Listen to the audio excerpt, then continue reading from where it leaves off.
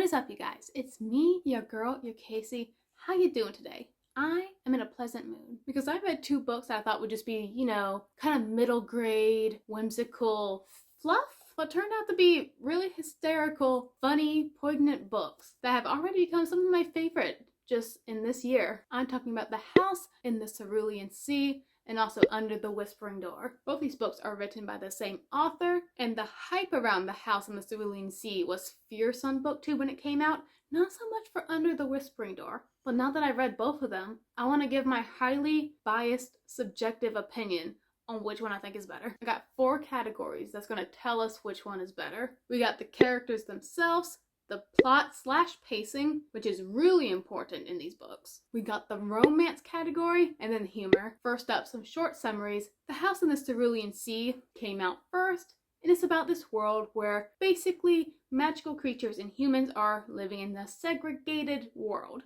The magical creatures do not have as much rights as the humans do. The humans have this whole government system called dichotomy, which goes out and makes sure all these magical creatures are staying in line. No rebellions, no uprisings, nothing. The magical creatures just gotta stay in their lane. But one thing that dichotomy does do, it has these orphanages where magical creature kids can come and live. And that leads us to our main character, Linus. Linus works at dichotomy. He's a caseworker. He goes to these orphanages and makes sure they're in tip-top shape. If they're not, then he goes back to extremely upper management, the big bosses of dichotomy, and he tells them to shut the orphanage down. He really does love his job. He loves seeing the kids, but he also knows, hey, I can't get attached to them because I'm just going to see more kids the next day, and I can't afford to have my heart ripped apart. One day, after completing a successful job at an orphanage, he gets back to his office, only for extremely upper management to send him a new case, an extremely important classified level 4 case, confidential, top secret, very important. Linus, because he does such a good job writing his reports, keeping everything objective, he gets sent to Marcius Island. There's an orphanage on the island. This orphanage is a bit different from all the other magical kid orphanages. The kids themselves are like a tier above the weirdness of magical kids in general. They're mega weird magical kids. And also, there seems to be a little something special happening with the headmaster of the orphanage, Arthur. And Linus is also to report about him and his doings too. So our hapless Linus gets scooted off onto a train, completely unprepared for what awaits him on the island, and hijinks ensue. Under the Whispering Door, however, it starts off with a normal world. We have this curmudgeon lawyer named Wallace. He's a jerk. Our first chapter is him heartlessly firing a woman. She leaves the office, heartbroken, tears streaking down her face. And Wallace is just like, oh, what a job well done. I'm gonna get a good night's rest so I can do another firing tomorrow. I love my life. He dies. Heart attack. He wakes up at his own funeral and only like 5 people are attending. That's depressing. And he is so confused. He's looking around like, hey, why can't people see me? Why do I see my own body in a casket? What's going on here? That's when a Reaper shows up. Her name's May. And she's like, well, hi there. I'm here to tell you that you are in fact dead. Please come with me and I'll show you how to get to the afterlife. Wallace severely, reluctantly tries not to go with her, but he's forced to anyways. He's taken to a magical tea shop where we meet a ferryman named Hugo, who's to help Wallace accept his death and to get him ready to move on to the great beyond. Or not. If I was a ghost, I'd like to haunt a tea shop. Starting off with just our main characters, Linus and Arthur from The House in the Cerulean Sea, and Wallace and Hugo from Under the Whispering Door, I have to give them a tie because I either like one character or I hate the other one. Let me explain. My hatred isn't that hateful. It's just mellow dislike. I'm going to start with Under the Whispering Door first because I absolutely loved Wallace.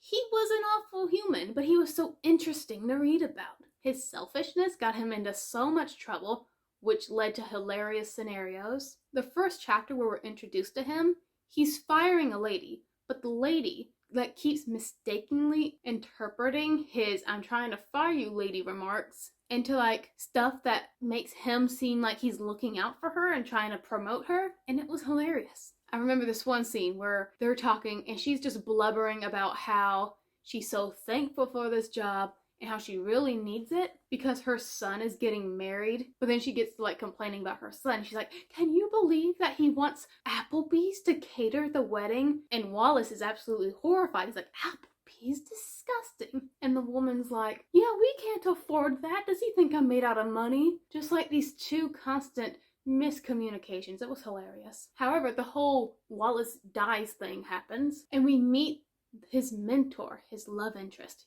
Hugo. Hugo bored me. His sole purpose is to help Wallace accept his death and to move through the Whispering Door to the great beyond whenever Wallace is ready. However, besides spouting just non-stop philosophy, basic life advice, I never got a sense of character from him. He was just like kind of non-stop motivational speeches. He was also the one who is supposed to like give us exposition, tell us, oh hey, you're a ghost now. Here's the reasons why, and it took him forever to do so. He was just kind of too perfect for the house in the Cerulean Sea. Arthur is kind of too perfect too.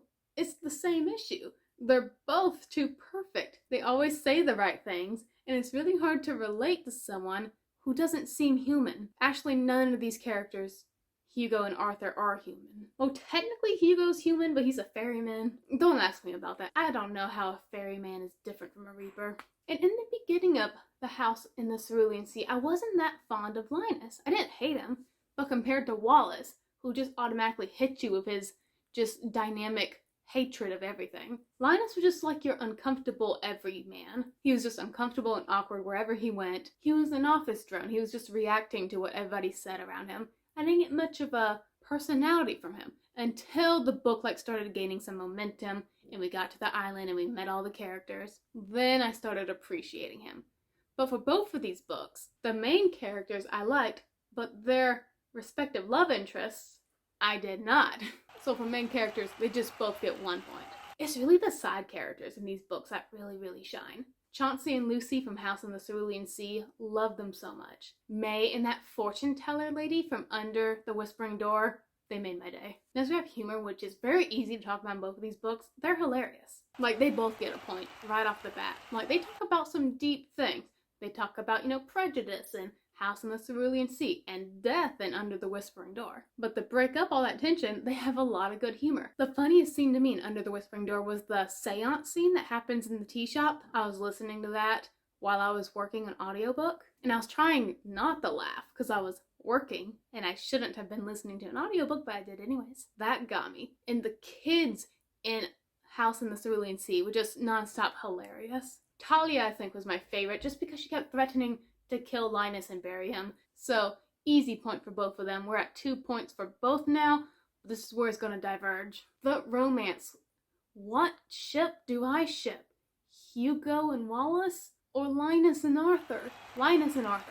Because I can genuinely see why Linus likes Arthur and Arthur likes Linus. Arthur, who's like this carefree, wild spirit, he represents everything that Linus doesn't have but wants and admires. Arthur sees all the kindness that Linus just showers all these kids with, and that just hooks them both. However, with Hugo and Wallace, I understand completely why Wallace likes Hugo, because Wallace was in a difficult situation. He was having trouble coping with his death.